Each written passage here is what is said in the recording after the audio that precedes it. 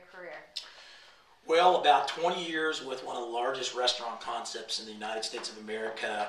I worked my way up through that organization, and in that organization I started off as a bartender, so I do know a lot about the front of the house. However, in that time span, I did learn a lot about the restaurant business, eventually working my way up into management, training consultant, franchise area director, eventually overseeing the opening of close to 250 restaurants. And during that time, I opened restaurants all over the United States, Europe, and certainly in the Caribbean. How did you become a chef hunter? You know, the chef hunter position actually kind of fell into my lap after I left Applebee's. And, sorry. That's okay, you can cut it. After I left the largest dining... Right there. How did you become a chef hunter? Well, after I left one of the largest dining concepts, I really didn't know what I was going to do, so I came back to Kansas City and actually ran into a couple of partners of mine where I'm now doing recruiting. And, you know, eventually it started as something small, but as I got to really know some of the top chefs in the country, I began to build a portfolio of chefs and certainly a portfolio of restaurant clients. What are some of your grandest accolades and accomplishments?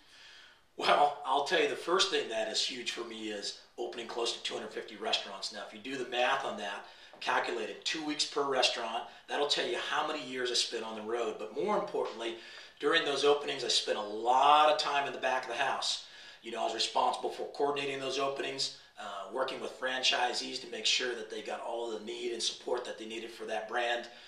More importantly, working with a large team of back of the house individuals. So that's where my passion for the restaurant came through. Not only that, I was training consultant of the year. I worked in some restaurants that had the highest sales volume. Again, I'd like to keep it humble, but the list goes on and on and on. Describe the Do In-House team training programs, education, industry-related conferences, etc. Okay, I want to pass that one. Okay, pass that one. How do you know the inside of a kitchen? Well, like I said, having opened 250 restaurants, you become acclimated in the back of the house. And once you learn the kitchen, everybody knows it's the heart of the business. You're back there, you're responsible for the equipment, you're responsible for the product, you're responsible for food safety. So when you're talking about how do I know the back of the house, well, I spent a lot of time on the line cooking. I mean, I could tell you the inside and outside of a broiler. I could break down a fryer. We could certainly go in the coolers. I think the key thing is at least I have a good idea of what the back of the house operation is. How hard is it for an out-of-work chef to find a job? Well, unfortunately, in these days, everybody knows that the economy's been tough on people. And chefs today, it's going to be much more difficult for them to find a job if they're unemployed. So it becomes very, very difficult because the pool of people in the restaurant business looking for jobs has gotten so much larger. And the other unfortunate thing about that is a lot of restaurants have closed. So there's a lot of talent out there, and all that talent is not honing its skills. So it's become very, very difficult for managers and chefs specifically to find a good place to work at. What do you look for when placing executive chef? Well, everybody knows when you get a resume from an executive chef, these are culinary people. They are the creme de la creme of the food world. You can look at a piece of paper and you know that they can cook. But there are some other secrets about identifying what makes a good chef, especially when you get them on the phone. You got to identify if they have passion. I think passion for the industry and passion for the food is key. You got to identify, are they able to mentor and train people?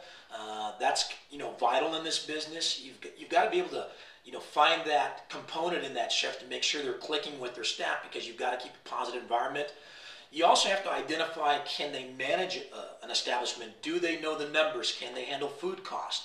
Can they handle labor cost? I mean, it's all great that they can go out and cook the food, but can they really manage a restaurant? So there are a lot of key components. Again, passion for the business. Do they know how to train and mentor people? Do they understand the numbers? This is all vital to someone who's going to be successful in the chef realm of the business. What are 5 things you want to know about or see in a chef outside of the culinary world? Besides having great cooking skills, a chef, I think, has got to be well-rounded. And I don't want to necessarily say there are 5 things, but what I look for, are they well-traveled?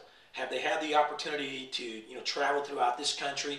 Have they had the opportunity to travel internationally? Take a look at some of the other parts of the world to maybe add to their repertoire of being a culinary expert. What do they read? Are they involved in some humanities? Are they involved in some volunteer work? Besides just being a culinary chef, I look for a lot of different attributes. And those attributes, again, include, are they traveled? Do they read? Are they involved in a lot of volunteer work? Describe the challenges you put chefs through in detail. I put chefs through a lot of challenges. Some of the first things that I want to find out from a chef is I'll send a questionnaire, and sometimes on my questionnaire I'll ask some specific questions, and specifically I'll try to identify, do they know what foodborne illnesses are? Foodborne illnesses and food safety is vital in a kitchen. So besides looking at a resume and besides talking with them on the phone, I'll ask a question like that. The other thing I want to know is, how do they put plate presentations together?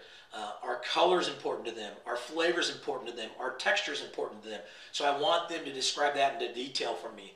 The other thing I might do is I might have them send me a copy of a menu that they put together, a small menu. I want to see what they can do with menu development. I also want to look at how they break down food cost. Can they actually manage food cost? And if they are, I'm not asking for the formula, but I want them to share that information with me and tell me how food cost is broken down, again, because I'm looking for someone who knows the business besides cooking. You got to keep in mind, all of these guys are talented. These folks have gone to culinary school. They've probably worked for some great mentors. But besides doing that and having the skills to really cook food, I try to look for all these other attributes. Sometimes I'll ask them, like, specifically tell me, what your favorite utensil is in the kitchen. What are some of your favorite ingredients? I may do something completely different, like send a assessment test to get a better understanding of their personality. Assessment test could be cognitive or behavioral. So those are some of the things that I do. Explain the relationship you have with the chefs you interview and hire. Whoa, the relationships I have today is nurturing. You wouldn't believe how many chefs that I've established a relationship with me call me on weekends. They call me on evenings because they know